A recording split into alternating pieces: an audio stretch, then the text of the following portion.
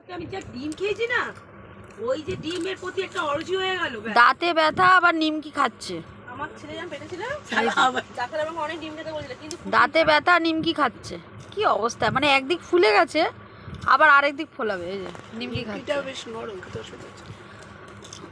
আর এ তো দিব্যি খেয়ে যাচ্ছে। একে সারাদিন জল এ খাওয়া হয়ে গেছে, এ কথা বলছে না। সমান মানে ভিডিও হলে না সোমা চুপ করে হয়ে যাচ্ছে কেন আমি বুঝতে পারছি না ব্যাপারটা। একটা ছেড়েছে, আমি নিজে দেখি নিজেই হাসছি। ওই বাস স্ট্যান্ডের ওখানটা করেছে মা, আমি যে না এটা তো পাবলিক, এখন যাহাতে অনেক এটা বন্ধ কর তবে বলবো। আমার কোথাও ব্যথা নেই, আমি খাচ্ছি।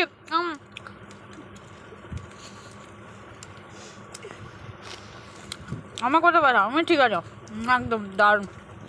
খাচ্ছে